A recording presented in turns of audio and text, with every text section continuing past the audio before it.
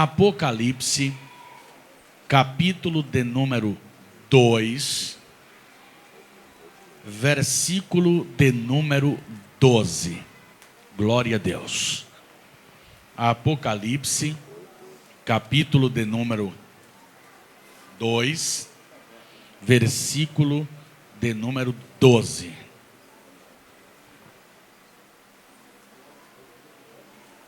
Glória a Deus.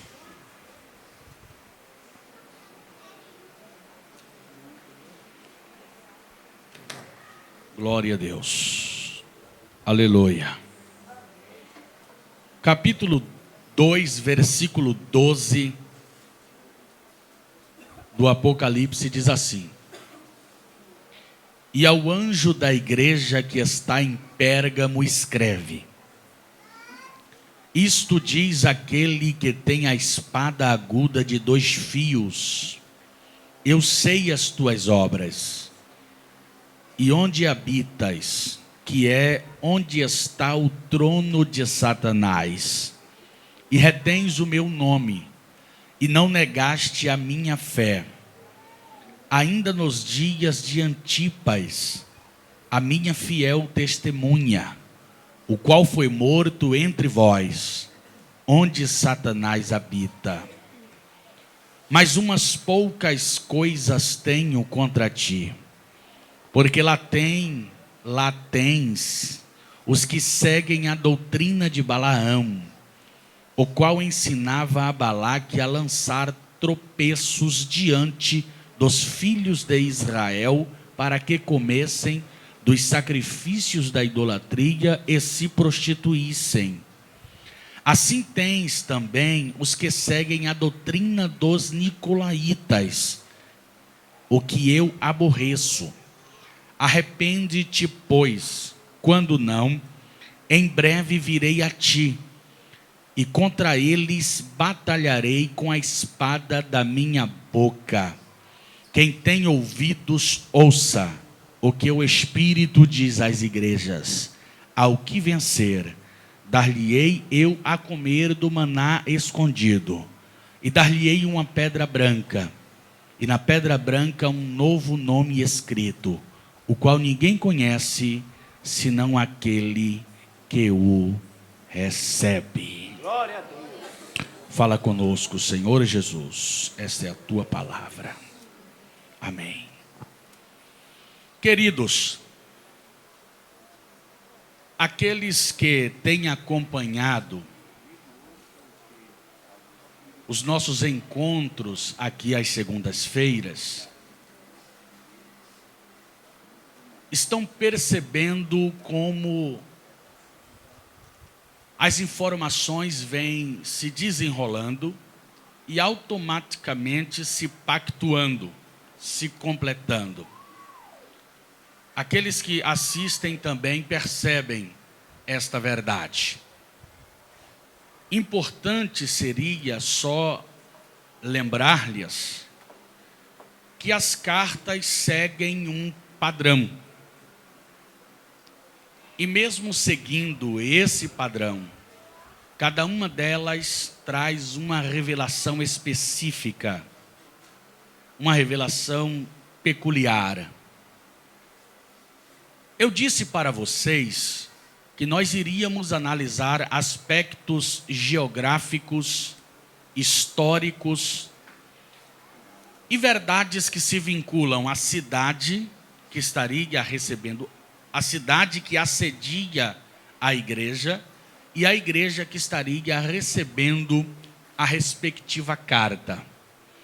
E não obstante esta análise, eu disse que estaria trazendo para nós de cada carta uma única lição, um único aprendizado para aplicar e então ter um meio de buscar em Deus crescimento espiritual e edificação. Nós estamos na terceira carta à igreja de Pérgamo.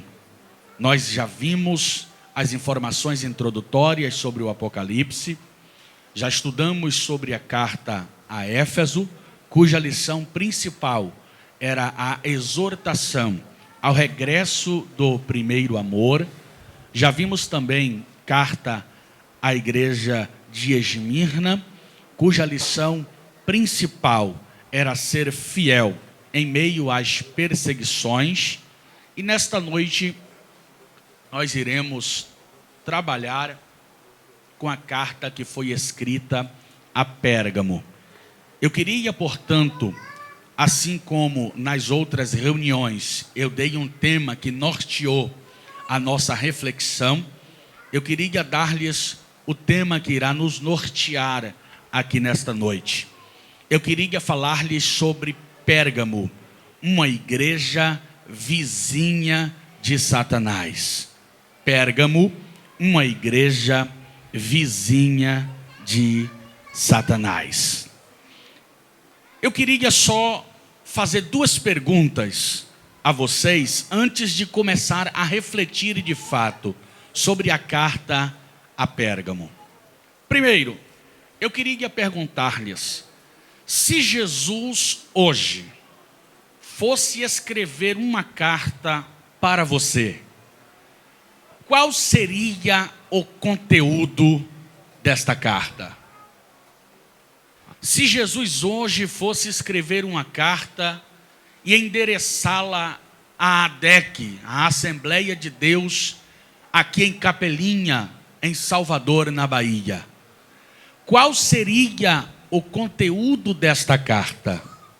O que diria ele sobre nós, sobre a nossa conduta, sobre a nossa postura, sobre a nossa relação com ele, sobre o nosso comportamento?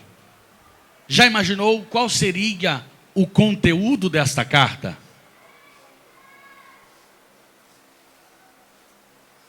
Já pensou qual seria as palavras de Cristo quando direcionadas a nós? A segunda coisa que eu gostaria de perguntar-lhes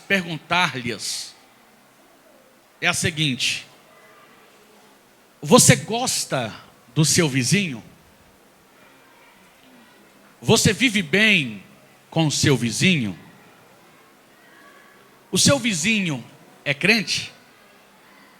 O seu vizinho é ímpio? É religioso? Você vive bem com ele? Você tem uma vizinhança agradável? Você pode contar com a sua vizinhança?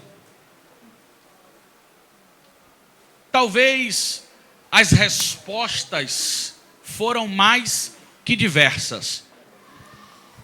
Eu tenho certeza que enquanto eu perguntava sobre o seu vizinho, as respostas foram as mais diversas possíveis.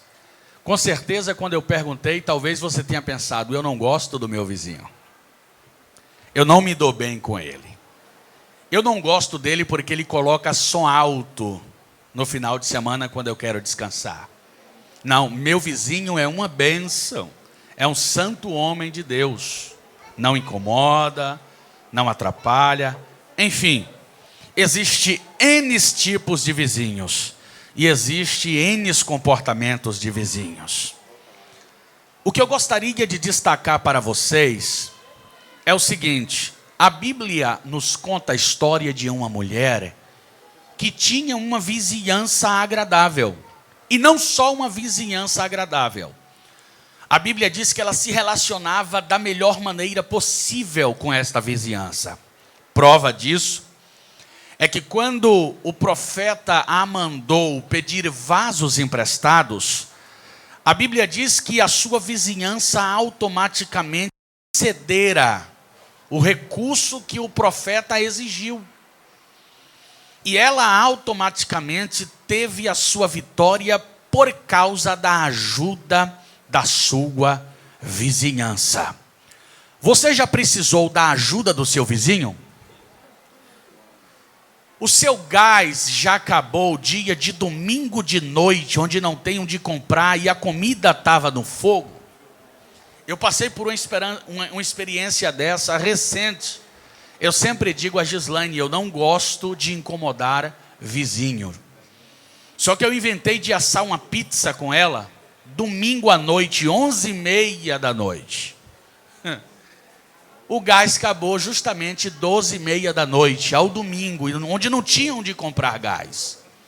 Por incrível que pareça, na mesma hora que o gás acabou, uma vizinha nossa foi passando pelo corredor do condomínio, conversando com a amiga. E o jeito foi: vai pedir a sua amiga vizinha para terminar de assar a pizza. Enfim, a igreja de Pérgamo era uma igreja que não podia contar com seu vizinho. Porque o que o texto diz é que o vizinho da igreja de Pérgamo era Satanás. Se vocês observarem, por 2 vezes no texto, ou melhor, precisamente no versículo 13, por 2 vezes, o texto fala que em Pérgamo está o trono de Satanás. Ou melhor, retificando, na primeira vez o texto diz que em Pérgamo está o trono de Satanás. E na segunda vez, na parte final do versículo 13, o versículo diz que é onde Satanás habita. Satanás passeava nas outras cidades, mas morava em Pérgamo. E em Pérgamo nasceu uma igreja que vivia ladeado, ou ladeada, melhor dizendo, ao quartel general de Satanás. Eu queria fazer algumas considerações importantes sobre Pérgamo, sobre a cidade, geograficamente falando, para que tenhamos algumas noções das verdades que Cristo dissera a esta igreja. A princípio devo dizer-lhes que Pérgamo estava localizada a 80 quilômetros da cidade de Esmirna, que nós comentamos no encontro passado. A 80 quilômetros de Esmirna estava a cidade de Pérgamo. A cidade de Pérgamo foi construída numa elevação de aproximadamente 300 a 400 metros de altitude, em uma montanha natural. A tradição diz que por ter sido edificada sobre esta elevação, a elevação proporcionara a Pérgamo uma segurança natural.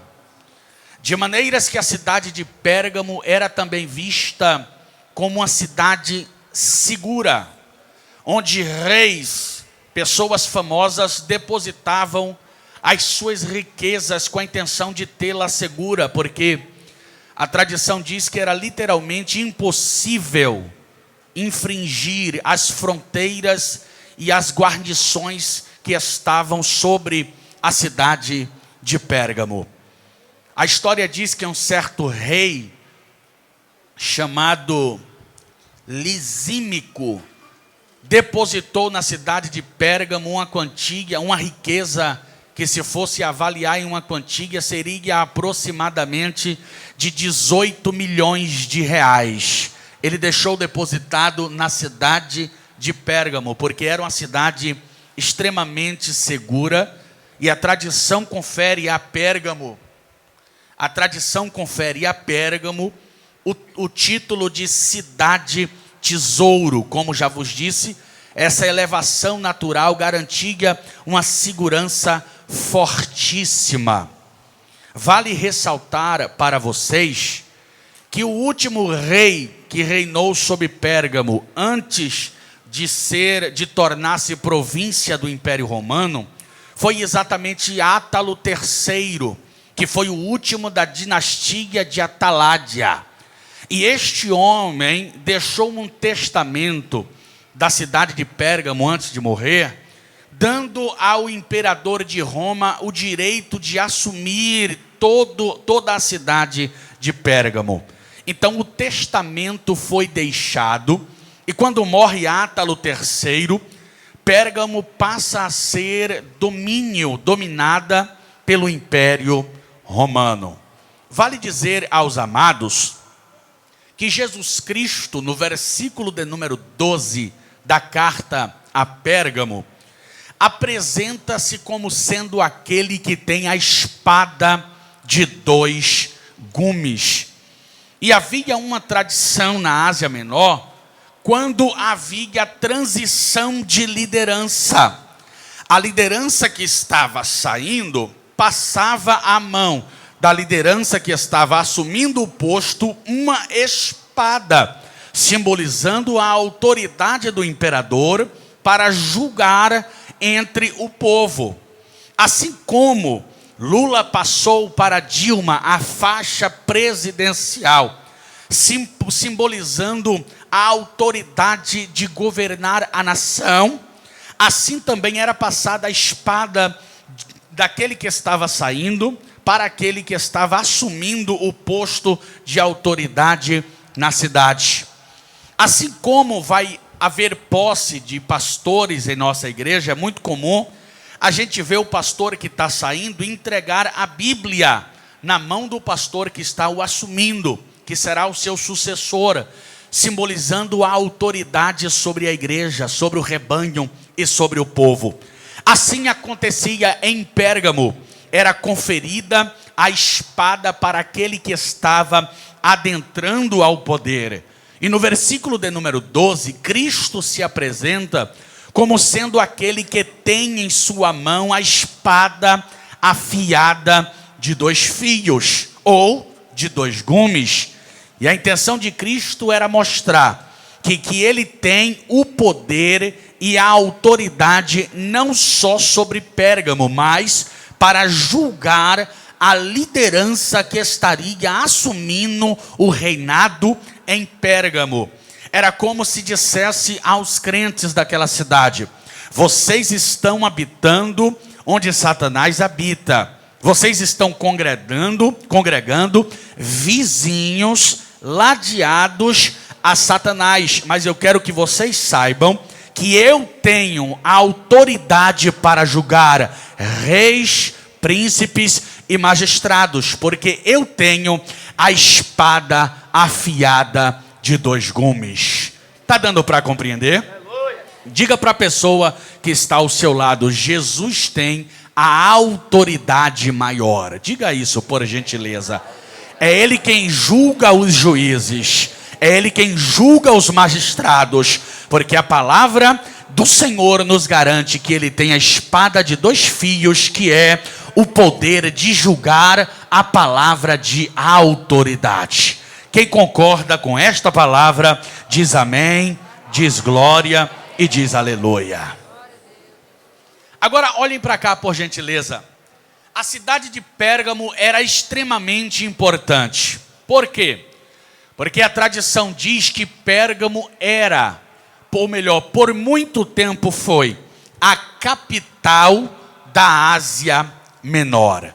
Era uma cidade privilegiada, era uma cidade inteligente, berço da cultura.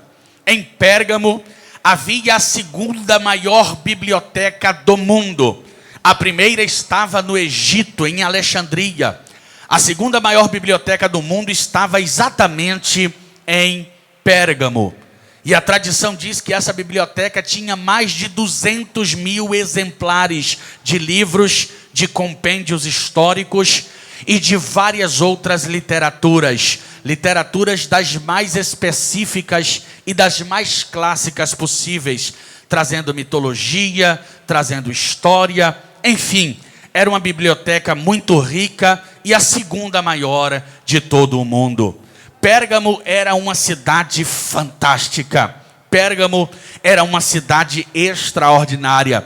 A cidade era tão para frente, era tão inteligente, que quando o Egito parou de fornecer papiro para a confecção de papéis para a escrita, a história diz que Pérgamo elaborou um outro método para escrita. Através de pele de animais trabalhada, eles inventaram outro método para escrita, o que nós conhecemos hoje como pergaminho. Sim, o pergaminho nasceu, existiu, foi criado exatamente na cidade de Pérgamo pela falta do papiro que o Egito parou de fornecer. A cidade era desenrolada, era para frente, era inteligente. Entretanto, em meio a tanta cultura, em meio à arte filosófica, em meio a ser berço de todo o conhecimento medieval, de todas as filosofias antigas, a Bíblia diz que em Pérgamo estava o trono de Satanás. Era uma cidade extremamente idólatra. Eu disse a vocês aqui na reunião passada, quando nós tratamos sobre a igreja de Esmirna, eu disse a vocês que na praça central de Esmirna foi colocado o busto de César. E os habitantes eram constrangidos a uma vez por ano prestar homenagem pública a César, afirmando a sua lealdade e a sua devoção ao imperador. Isto era feito nas outras cidades uma vez por ano. Em Pérgamo era diferente. A lealdade era prestada diariamente. Todos os habitantes de Pérgamo eram constrangidos a todos os dias prestarem homenagem pública a César, queimando incenso e dizendo que César é o Senhor. Justamente por ser capital do império, ela tinha esse culto ao imperador como sendo uma ordem que não podia ser burlada, não podia ser frustrada. E assim os crentes da cidade de Pérgamo viviam em meio a essa opressão, em meio à obrigatoriedade de prestar este sacrifício, este culto ao imperador. Era uma cidade altamente idólatra e pagã. E segundo a tradição, em Pérgamo havia 4 gigantes templos. Isso não quer dizer que haviam somente esses templos. Haviam dezenas e dezenas de templos aos mais diversos deuses da mitologia greco-romana em Pérgamo. Mas os 4 principais templos que haviam em Pérgamo eram um templo a Zeus, que é a divindade maior da mitologia greco-romana. Havia um outro templo gigante a Atenas. Havia outro templo gigante a Dionísio. E um outro templo gigante a Asclépio, também conhecido como Esculápio, que é na verdade o filho, segundo a mitologia greco-romana, o filho de Apolo imortal, com Coronis, uma mulher mortal. E segundo a tradição, Apolo seria filho de Zeus. E Zeus, sendo a divindade maior e gerando Apolo, tinha autoridade sobre ele, de maneiras que a mitologia diz que quando Apolo se relaciona com Coronis, dá à luz exatamente a Esculápio. E Esculápio é conhecido como o deus da cura. E ele aparece na mitologia greco-romana com um bastão enrolado por uma serpente. E hoje vocês sabem que até então o símbolo da medicina é um bastão, é esta serpente enrolada. E a tradição diz que havia um templo dedicado a esse deus lá em Pérgamo. E eu acredito ser esse um dos motivos pelos quais a Bíblia diz que em Pérgamo havia o trono de Satanás. A tradição diz que cobras eram cultivadas dentro deste templo. E quando eles iam servir culto ao deus Esculápio, eles deitavam no chão e as cobras vinham por cima deles e rastejavam-se sobre eles. E aqueles que achavam a graça de ter uma cobra andando sobre o seu corpo, saía felicitado da reunião, dizendo que estava literalmente abençoado. A tradição mitológica diz que diversas pessoas afluíam das mais diversas localidades com a intenção de ir ao templo de Esculápio para ser curado. Ele é conhecido como o Deus da cura. E a tradição faz questão de dizer que Zeus, por ser o Deus, a tradição mitológica diz que Zeus, por ser maior que ele, por ser justamente seu avô, a tradição mitológica diz que Zeus o matou porque ele trazia pessoas à vida, segundo a mitologia. Isto seria uma das bases para afirmar que o trono de Satanás estava em Pérgamo, porque era uma cidade extremamente oprimida por esses deuses, pelo deus cobra e assim por outras divindades.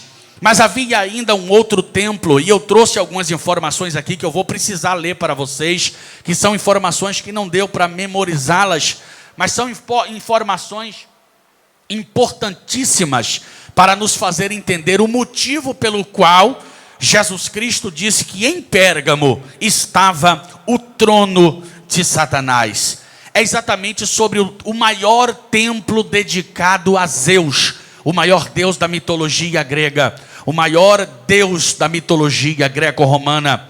Esse templo era suntuoso, era extraordinariamente grande, sim. E segundo a Bíblia Sagrada, este altar foi construído exatamente no 2º ano antes da morte de Cristo. E segundo a tradição, dentro deste templo havia um altar. E este altar, para se chegar até ele, havia uma escadaria extraordinariamente grande. E essa escadaria era ladeada ambos os lados, e na frente, tendo um relevo extraordinário. A história diz que havia frisos ladeados a essa escada, e esses frisos eram em baixo relevos, e tinha aproximadamente 113 metros de comprimento, e neles estavam registrados, a arte barroca helênica, ou seja, ao longo desses 113 metros de comprimento, estavam registrados em pedra a gigantomaquia, que seria a luta entre os deuses gigantes da mitologia, ou seja, a luta entre os deuses e os gigantes da mitologia. A tradição diz que esses frisos seguiam o esquema tradicional grego, constituindo de uma vasta plataforma murada, de onde saíam colunas jônicas de arte barroca.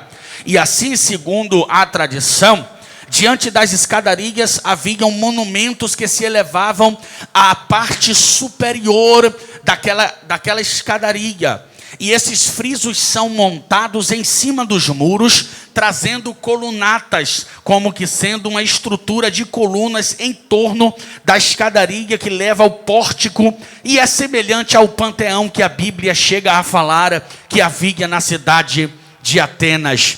A gigantomaquia seria a luta entre os deuses da mitologia e os gigantes, os homens de alta estatura. Eu deixei aqui registrado para que eu pudesse ler para vocês. Devido à natureza didática da arte helênica, supõe-se que o projeto do friso tenha sido profundamente estudado. A teoria mais aceita afirma que é baseado na teogonia de Hesíodo, organizado genealogicamente com os descendentes de Urano, os titãs, os deuses olímpicos, e representam o combate entre a ordem e o caos. A tradição ainda diz que existiam pontos de referência nesses alambrados, nesses relevos rebaixados. Havia ainda pontos de referência a Nix, que seria associado à escuridão e à imoralidade e ao destino, já estando mais voltado para o lado norte. Não obstante a história não afirmar categoricamente que Diana pudesse fazer parte dessa estrutura, mas ainda existe alguns estudiosos que cogitaram a possibilidade de Diana também estar gravada entre essas diversas esculturas gravadas em pedra, que a tradição chega a dizer que eram mais de 100 criaturas que eram cravadas na pedra, ao longo dessa escadaria do templo de Deus. Era gigantesco. Lá aparecem exatamente, segundo a teogonia, aparece Atenas, Ares, Zeus, Hércules, Hera, Apolo, Lete, Artemis, Febo, Selene, Elos, Eos. E do lado norte aparece Cibele, Reia, Poseidon e Anfitrite. Todos esses deuses, esses nomes, é bem verdade que existem alguns semideuses que eram heróis, que eram deificados após a sua morte. E segundo a tradição, eles eram venerados fortemente no templo de Zeus. É por isso que a Bíblia diz que em Pérgamo estava o trono de Satanás. Era essa estrutura pagã, idólatra que estava lá. E não obstante, a Bíblia diz que mesmo com essa realidade idólatra, em Pérgamo nasceu uma igreja que conseguiu reter a fidelidade ao Senhor e não negar o seu nome, mesmo quando sendo ameaçado a martírio. Esta seria a primeira possibilidade, ou o primeiro motivo pelo qual a Bíblia diz que em Pérgamo estava o trono de Satanás. Eu gostaria de trazer para vocês agora um segundo motivo pelo qual o texto diz que em Pérgamo estava o trono de Satanás. É justamente porque Pérgamo tornou-se a sede dos ritos satânicos da religião babilônica. Ou seja, o sistema satânico de Babilônia foi implantado em Pérgamo. O sistema foi implantado justamente na cidade de Pérgamo. E como se deu isso, pastor Álvaro Gramacho? Eu vou explicar para vocês aqui nesta noite. Com certeza vocês conhecem a história de um homem chamado Nimrod. Nimrod foi o mentor da construção da Torre de Babel. Ele era um homem extremamente habilidoso. O texto da Bíblia Sagrada de Gênesis chega a dizer que ele era um poderoso caçador diante do Senhor. É bem verdade que nos originais ali tem um caráter negativo, porque ele era um homem mau, perverso. Só para que vocês tenham uma ideia de quem era Nimrod.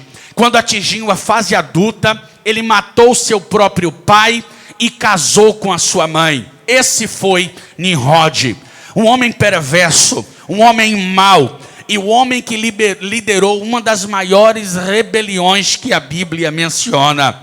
A tradição diz, pastor Romeu, que ele intentou construir uma torre para abrigar-se, para chegar aos céus.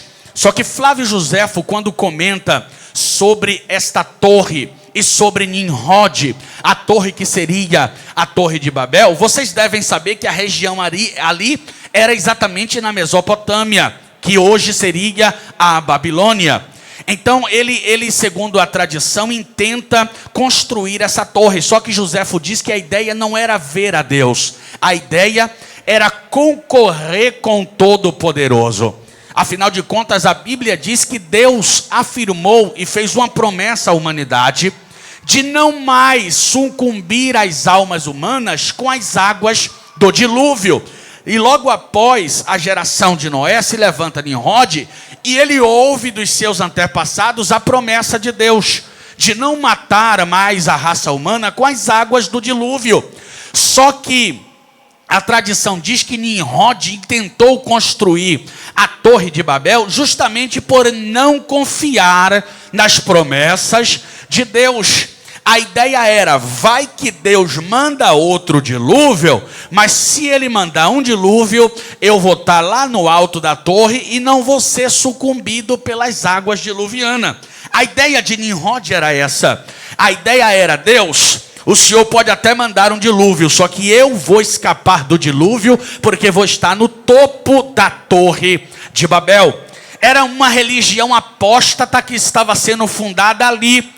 Uma religião anti-Deus, uma religião que iria se opor. E vale lembrar que na dinastia de Quis, 23 reis passaram aderindo esse sistema filosófico de religiosidade. É um sistema anti-Deus. É por isso que na Bíblia Sagrada Deus se opõe verazmente à Babilônia. E justamente no Apocalipse, certo dia, João ouve um anjo que brada em alta voz no céu e diz: caiu, caiu, a grande Babilônia, morada dos demônios e mãe das prostituições. Então, o sistema anti-Deus nasceu em Babilônia, através de Nimrod. E durante toda a dinastia de Quis, que foram 23 imperadores, 23 reis que passaram em Babilônia, esse culto foi estabelecido e essa religião em torno do paládio de Babilônia, ou seja, da pedra mística cúbica, que todos eles veneravam, a adoravam e sim, prestaram homenagem a ela. E segundo a tradição, esse sistema anti-Deus foi sendo reiterado entre esses 23 reis da dinastia de Quis. E eles são chamados de o Pontífice Máximo, ou o Pontificado de Nimrod. Seria a filosofia anti-Deus que foi passando entre as gerações e se estabelecendo durante os 23 reis da dinastia de Quis. E segundo a tradição, quando os persas conseguem dominar o império e arrasar a Babilônia, a história diz que eles libertaram os cativos. Foi na ocasião que a Bíblia chega a falar deste detalhe, mas o que eu gostaria de frisar aqui para vocês é o seguinte: quando os persas assumem a Babilônia, e foi nessa ocasião que o povo regressou para Sião, a Bíblia diz que o povo volta para Sião e que os persas agora assumem o reinado. E quando os persas assumem o reinado, a tradição diz que os sacerdotes desta seita do pontificado de Nimrod fogem de Babilônia e vão para a Ásia Menor. E a história diz que esses sacerdotes do pontificado de Nimrod, que celebram esta filosofia anti-Deus e anti-promessas de Deus, eles fogem da Babilônia porque os persas agora assumem. Quem manda em Babilônia agora não é mais os reis, é Ciro o persa. Então quando Ciro assume o poder, assume o templo, assume todas as operações do Império Babilônico, a Bíblia diz então, a história chega a dizer que esses sacerdotes de Nimrod fogem e vão habitar exatamente na cidade de Pérgamo. Por isso que a Bíblia diz que lá estava o trono de Satanás. Porque esses sacerdotes do pontificado de Nimrod continuaram a celebrar ao sistema babilônico, cultos e o ocultismo através da pedra cúbica. Aliás, a tradição chega a dizer que eles levaram a pedra cúbica de Babilônia para dentro da cidade de Pérgamo. E por muitos anos, esse culto ocultista foi celebrado na cidade de Pérgamo, exatamente na ocasião onde Cristo escreve a carta e diz que em Pérgamo está o trono de Satanás. Vale dizer para vocês que esta pedra cúbica não permaneceu em Pérgamo, porque foi desterrada para Roma, e hoje Roma é o centro do pontificado de Nimrod. Entenda como você quiser, mas em Roma está estabelecido hoje o pontificado de Nimrod e uma extensão dos rituais babilônicos e de todo o sistema anti-Deus, anticristo, anti-Espírito Santo e tudo que se opõe às promessas de Deus, principalmente no tocante aos pactos que Deus fez com a humanidade. Saiu de Pérgamo o trono de Satanás e se fixou, segundo a tradição hoje, em Roma, onde o pontificado de Nimrod está tendo continuidade até o dia de hoje.